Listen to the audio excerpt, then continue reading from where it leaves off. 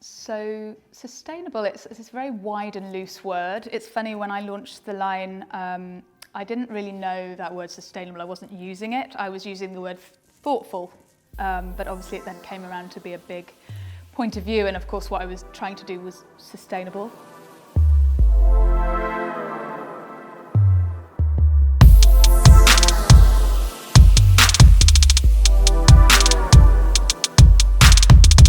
11/6 started when I felt I needed a change in my life. I'd been in corporate fashion, heading up knitwear departments in Calvin Klein and Club Monaco for 15 years in New York.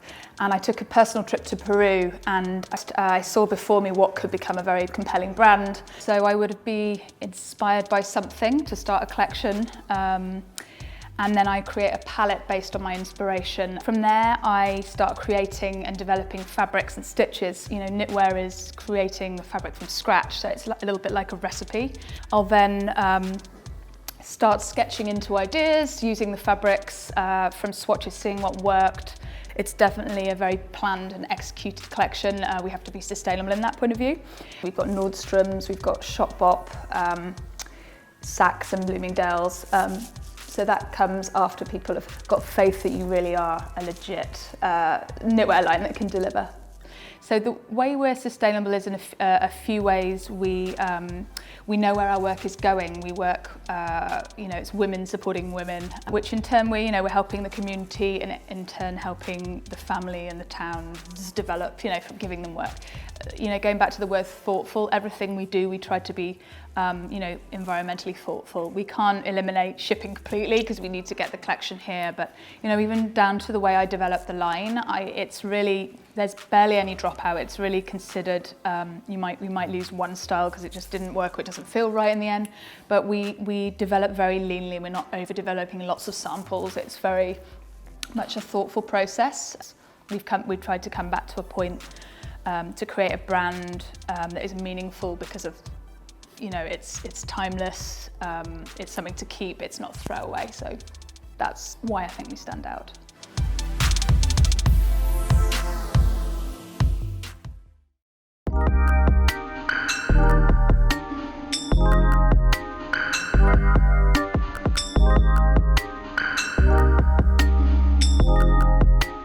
I've always been into thrifting and secondhand shopping and vintage ever since I was in elementary school.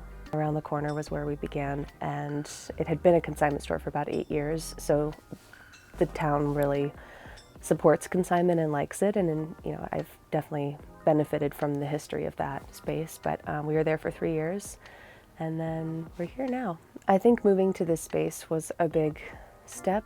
It felt like a serious declaration that this was what I was going to do, getting a longer lease, having a bigger space, being able to sort of create something as opposed to just moving into a space.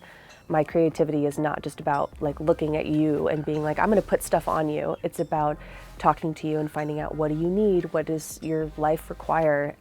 What are you afraid of? What are you inspired by? What do you want to wear that you're not wearing, and why?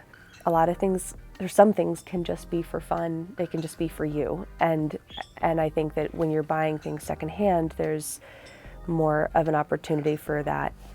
I realized that this was a vocation when I was working in Massachusetts at the consignment store there, when I realized how many women had body image issues and how normal it was to talk badly about yourself. So I've learned recently about the body neutrality movement, which is really just about accepting the fact that your body is not the most important thing about you.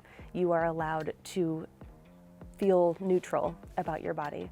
The work I do is really important. My kindness is really important. My cooking skills, or whatever it is that makes you feel like you, can absolutely be illuminated as the most important thing. And you're allowed to say, I hear these messages from media and I'm ignoring them. A lot of my passion and what drives me are those moments where I'm able to have a conversation with somebody and have them leave feeling less in turmoil about what their body is, or leave with a garment that they would not have chosen. It kind of goes without saying, right? You can live a vibrant and happy life no matter what your body looks like.